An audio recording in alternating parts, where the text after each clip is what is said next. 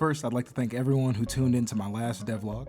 A lot's happened in a short period of time, so I thought I'd make this video as a quick update and also to tell you more about Fade as a game.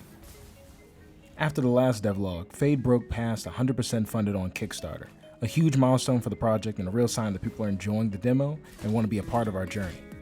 We did it!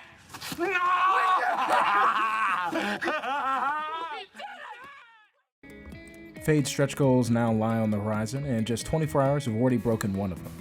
This first goal was for $2,000 altogether, additional funding for our vocal talents. Best to be cautious out there. I was out in the field for years before they brought me to the cozy side of things. Drakes, wildlings, bloody trolls. Now we have these damn new abominations to worry about. Be careful out there. You hearing me?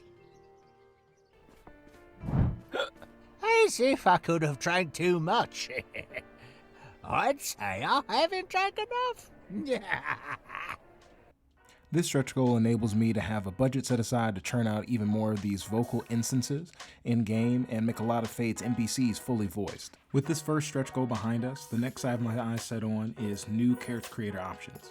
After discussing with our 3D artist in general that's going to be working on these different boss models, in addition, they can also work on a character creator with additional funding that would allow us to create a more unique system. This would build off of the metahuman skeleton and use it somewhat as a base as it expands out to create more unique character options. I want Fade to be more stylized, but also have a bit of realism. So more so I want to lean towards the way Demon Souls did their character creator. If you want to help any of this come to life, feel free to head to the Kickstarter and join up. But that being said, on to the bulk of this video. For any that are new, Fade is a third-person dark fantasy action RPG I've been working on in early access for 4 years. It hopes to combine elements of Fable, Fullmetal Alchemist Brotherhood, and combat from classic Souls-likes, which, speaking of which, is our main focus this video, combat. Fade's combat is a heavily inspired mix of Dark Souls 3, Dragon's Dogma, and a little more features from other RPGs as well. I express this with the power fantasy of some of the weapon skills being very over the top, and them all having their own unique function when you're engaging in combat. To set up some scenarios, if an enemy is large and sluggish, using heavier skills or weapons can stagger them and open them up for front stabs and back stabs. If you're dealing with an enemy that's far away and is pecking away at your health with arrows, certain weapon skills focus on closing gaps and getting near those kinds of enemies. Let's say if a boss is giving you trouble, each has their own resistances to different damage types. Weapon skills can sometimes do a different type of damage depending on the weapon. For example, some magic scepters have the ability to apply shock damage, which could lead to really powerful stuns, which can open them up for more attacks, and also for you doing stagger damage to them in a different way. In the demo, you get a fair deal of these concepts and have some good tools at your disposal. Depending on what class you choose, you get access to some great tools right from the start. For those that prefer to shut off their brain and swing wildly at foes, you can choose the Baltane warrior class. If you choose the warrior, you'll get a classic sword and shield option found in most Souls-likes, which is great for trading blows, but you also get an old forgotten greatsword, a great weapon for dealing heavy stagger damage. This greatsword, just like many of the other starter weapons you get from the classes, can be found while exploring the tutorial area. I wanted each tutorial weapon to be found in the starting area to be something the main character would have discovered naturally during the start of the story or during their first arrival. Fade's class system is similar to other Souls-likes in the way where you aren't limited to what you do with your build in later levels. The next class you get to choose from will be the Rogue.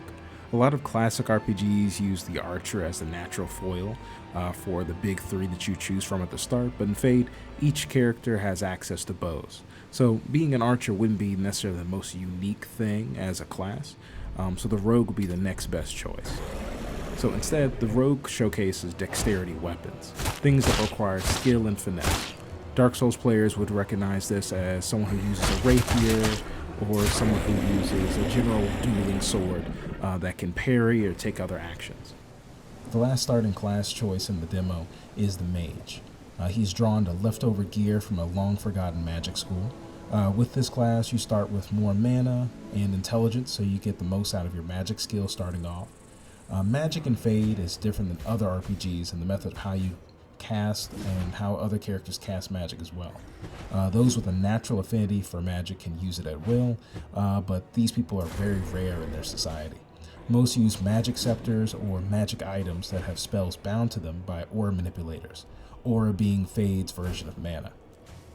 With each of these classes, the player faces the intro tutorial with their own niche approach to combat that you'll have to discover and learn what works best for you. A niche I hope I can deepen and make more unique as the game progresses. The enemies found in the demo are primarily Grimwicks, these horrific tree ant-possessed corpses that only have a wish to multiply.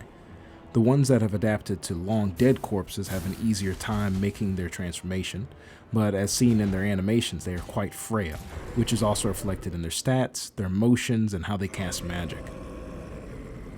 Now, the warriors that lurch towards the player are travelers or guards from Fort Whisper or surrounding areas who have succumbed to the curse. This makes them more rigid and a little meatier health-wise, since they're not fully transformed, so they still retain some of their original structure, as well as they come from a living body, so the tree ant can more so feed off of that life force that they once had. Enemies in Fade function with the primary three affinities in mind: melee, range, and magic. You can organize it based off of enemy importance. A basic enemy or simple fodder should have one of these big three. An elite enemy should have a balance of 2, and a boss should be able to switch between all 3 or lean heavily into 1 or 2. This balance makes sure you retain some form of fairness in your game design and also helps the player better understand the identity of what they're fighting. And in addition, when you're fighting a boss, they should be able to switch between all 3, but they should never have all 3 all at the same time.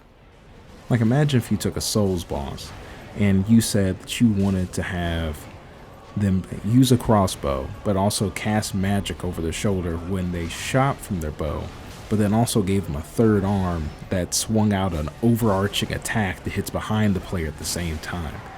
That creates this dichotomy of when do they dodge and what do they do, which also allows me to showcase a little bit of the boss here in the demo. Now, I'm only going to show off a little here because I still want people to, at least try the demo if you haven't yet, if you watch this video. So generally, the Grimwick Feral is a perfect balance between this structure. It switches between 3 primary standards, which is closing the gap for melee, shooting magic to basically put pressure on the player, either up close or at range if they're too far away. And in addition, they also have the option of just throwing out swing attacks that can also close the gap. So this is a boss that does not tip into having ranged, but has magic and has melee in strides that perfectly blend between the two. This creates a kind of rhythm when you fight the boss, where you kind of start feeling when the AI is going to be using certain moves, so you can navigate accordingly. And this is also baked into the arena he's in, because it's designed in a way to give you moments of reprieve when it's shooting projectiles or when it's trying to chase you down. Don't just take my word for it though, go fight the boss and see what I mean. Unlike the Kickstarter, Fade's demo and early access are going to continue until the full release. Fade's Kickstarter at the time of this video is 120% funded, has 274 backers, and has 34 days left. Over a month worth of time to hit stretch goals and make our development cycle even easier, so if it looks like something you want to play, consider heading there now and becoming backer 275.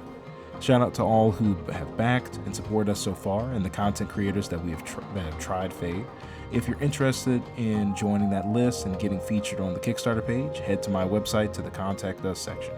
Now, with that being said, if you watch this video this far in, I ask you try the demo, form your own opinion, and if you already have, head to the Kickstarter if you want to support our project. Join our Patreon for game dev advice or to get weekly updates on the game before everyone else.